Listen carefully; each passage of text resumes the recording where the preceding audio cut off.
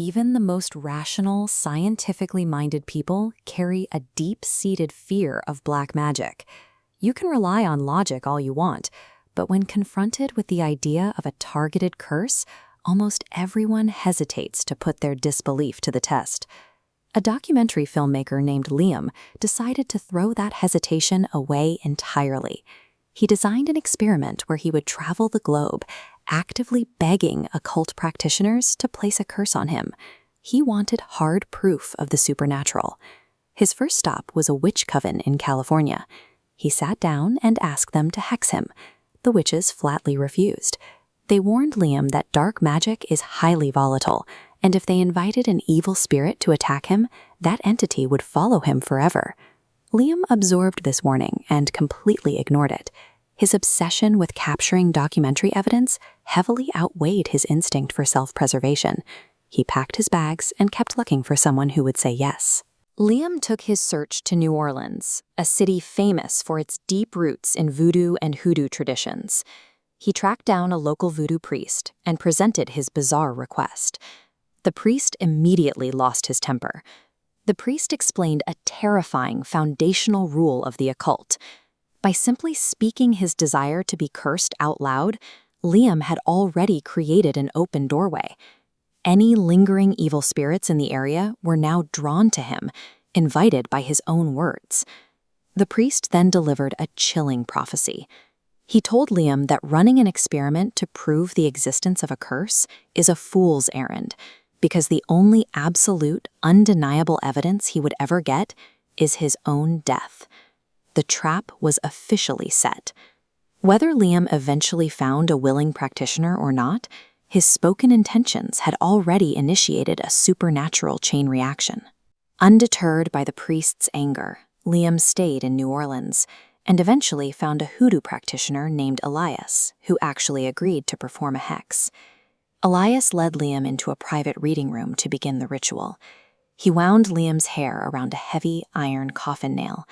This binding permanently delays his life goals, ensuring his path to success is choked with obstacles. Then, Elias submerged the nail in a concoction known as doom oil. This is a specific mixture used in necromancy practices to guarantee the absolute devastating ruin of a target. With the ritual complete, Elias laid out exactly how the curse would manifest. He told Liam the destruction would begin in his sleep through severe nightmares, before moving outward to physically attack and destroy his legs. Elias fashioned the cursed items into an amulet and handed it over.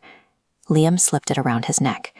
He had crossed a massive threshold, actively wearing a physical curse directly over his heart. Still chasing more severe evidence, Liam flew to Mayong, India, a village heavily associated with dark magic. Here, a tantric performed a fire ritual to summon Chinnamasta Devi, a terrifying goddess of occult knowledge, attempting to draw down her wrath. When that ritual yielded no immediate disaster, Liam pushed his luck even further. He traveled to Mexico to seek out the brujos, powerful local shamans who dabble in the darkest corners of the occult. He connected with a brujo who practiced as a black priest. This shaman offered Liam a direct audience with Satan, leading him down into a suffocating, underground, red-lit ceremonial room. Surrounded by occultists wearing black masks, the brujo sacrificed a live chicken, bleeding it out to open a demonic portal. Liam was brought forward and instructed to bow before a massive statue of the devil to ask for his curse. The shaman then isolated Liam in a dark cave, forcing him to write down his request to be cursed on a piece of paper. To seal the agreement, Liam sliced his skin and stamped the paper with his own blood. The recklessness was staggering.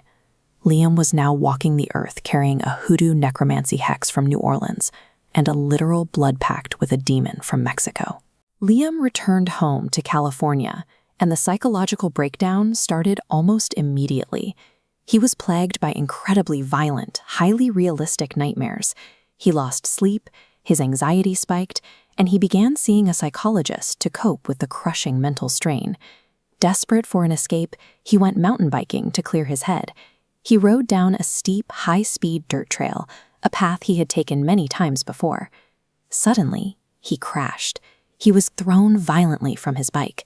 Later, he would describe the sensation as a literal invisible force violently shoving him off the seat. The impact shredded his knees, leaving deep cuts that required extensive stitches.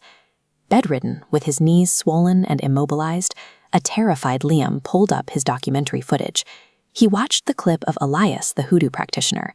Hearing the audio playback froze him. Elias had specifically promised that the curse would target and destroy his legs. The experiment had violently succeeded. The dark magic Liam invited had bypassed his mind entirely and manifested into direct physical trauma. Liam descended into crippling paranoia. Every waking moment was spent terrified of the next physical attack. The documentary didn't matter anymore. He abandoned the project entirely, desperate to end the suffering. He drove back to the original California Coven, the exact witches who had warned him not to do this in the first place, and begged them to reverse the damage. They performed a frantic healing ritual.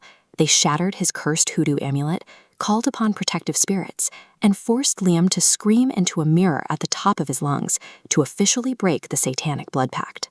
So, did a literal demon shove Liam off his mountain bike? Or did the crushing psychological weight of his own dark rituals cause severe insomnia, leading to a clumsy mistake, the ultimate nocebo effect? Ultimately, the distinction doesn't matter. Whether the occult is a genuine supernatural force or a devastating psychological poison, Liam proved that inviting darkness into your life yields terrifying consequences.